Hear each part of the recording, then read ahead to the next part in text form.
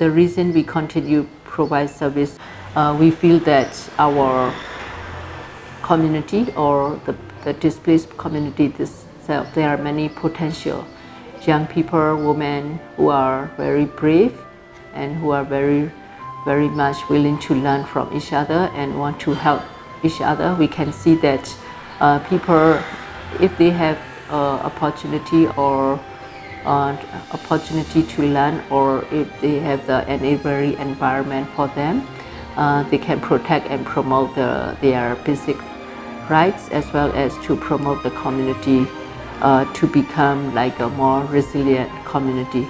And also the effort they make can sustain to protect and promote the rights of their the family member or the children. I'm Dr. Cynthia Mao. I have been working with Mental Clinic and many other civil society organizations, providing health education service for the people along the border, as well as the people who have been displaced by the military or war, as well as because of the poverty and human rights violation. So we try to help them to support the most needy population along the border since 1989. So Mental Clinic has been existed and expanding our service since we started in 1989. Initially, we respond to the needs of the displaced population who has been displaced during 1988 when the military cracked down the pro-democracy movement. So during those times, we have malaria, mental health, war casualties are the main causes of the cases we have seen, and gradually we have seen that among those displaced people, majority are women, children. So we expand our service first for training midwife and training health workers to expand our service in ethnic area, and working together with trying to identify the partner to work with. Like for example, in Thailand, we try to connect our work with the government health system. Like we set up the referral system who require advanced level care, or we also work with other NGO who can help to build the capacity of our health worker. While we are working along the border, we have seen that many children who were born on the border parents doesn't have legal documents, or as they were born in the health facility that not being registered under the Thai government. So the stateless is also another issue, because many women cannot afford to go to the hospital, or there are many challenges and barriers because of the cost or transportation or some security issue. So our work has been expanding health education protection for the migrant and displaced population along the border area. So the reason we continue provide service and to motivate us is we feel that our community or the displaced community itself, there are many potential young people, women who are very brave and who are very much willing to learn from each other and want to help each other. We can see that people, if they have opportunity or opportunity to learn, or if they have the enabling environment for them, they can protect and promote their basic rights, as well as to promote the community to become like a more resilient community. And also the effort they make can sustain to protect and promote the rights of the family member or the children. Currently, we are also hit by the pandemic, COVID-19 pandemic, especially in the migrant community. Very difficult to access information or vaccination or screening because of their legal document and because of the travel restriction. And Also because of they are like they don't have regular jobs, so people cannot afford to go to the hospital or to travel. But we try to work with different community volunteers and organizations working on the border and strengthening our community network and link to the local Thai health system. So we've been setting up like a screening, like a kit screening for COVID center at the clinic, as well as we try to improve our facility for like better management for like infection prevention control, and we continue train health workers to continue manage with the mild cases and setting up COVID treatment center as a field hospital, because Mesa also hit by COVID and the Thai government hospital. So we do the screening, we do case management, and we also start working with the vaccination campaign in the migrant community. Otherwise, these people will never receive vaccine. So every week we have 300 to 500 vaccine being available from the Thai government hospital.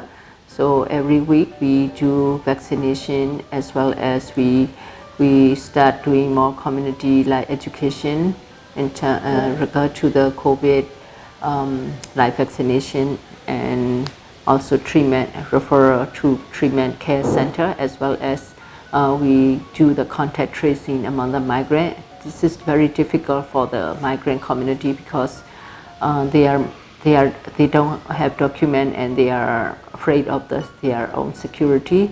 So trust building is also very important. Relationship with the patient or family member.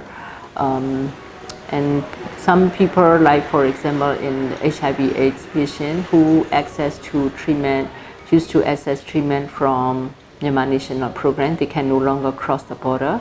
So we have to facilitate and work together with the government, Thai government hospital to access ART. So our response to COVID is not only medical services, also we have to work on social protection, as well as building the capacity, ongoing capacity of the health worker. And then we also have to make sure that everybody is safe. So we need to continue improve vaccination and infection prevention and control for our staff.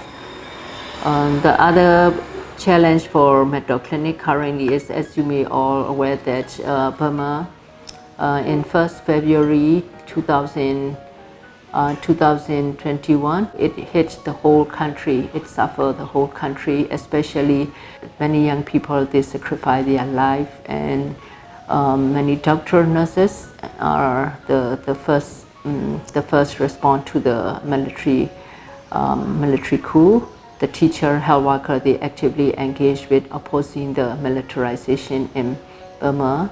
So currently we have doctor, nurse, and the health worker, they are themselves are displaced. Many health worker, doctor are normal, who oppose the military regime are no more safe.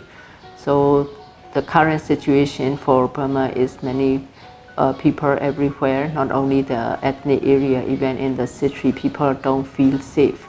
So always under threats of arrest and detained, and people being killed. So the trauma is the biggest, one of the biggest challenges, because of they witness many violence and under the oppressive military regime. The pandemic and the military coup make very critical situation for us. Since I came here and I work with the displaced people over 30 years, we have seen that there has been again and again the human rights violation and militarization oppressed people. So our people continue displaced from home and separated them from the family, and children continue become the victim of trafficking or child labor and stateless. So it is very sad to see all those things happening. But while we are working with the patient and with the children in the school, we have seen that many women and young people, they are working very hard to protect their family, to protect their community, and they have capability of leading their own community. So this make very good feeling for us because of by working together and getting support from the other neighboring countries or our friends, we can continue provide the essential services as well as we continue advocate for the vulnerable population. This is the continue growing of the civil society organization is this is one of the key issue for Burma because the political oppression and political system and the health system collapse. So we need to build a relationship with many other civil society group or other international community. So to continue provide humanitarian assistance for the people on the border, we need to encourage with the people in the community to resist the militarization, but same time we need to continue advocate for the international community that the Burmese military regime has been for a long time. They are not accountable for the oppression and the crime that has been for many decades. So we really need to make sure that the humanitarian assistance is directed to the civilian people and also the community organization, which can make a big difference for the country and make a partnership with all the people who are doing good work, as well as we can work together on building the good governance and making the policy that can be more just and more equal opportunity for everybody. I really thank for ILGA family because the ILGA family also try to reach to the poor and vulnerable people, as well as try to build the capacity of the community. So that is the thing that we need to make sure that people are working together, as well as try to work with love and making sure that the love and care is very essential part of our daily work. Thank you.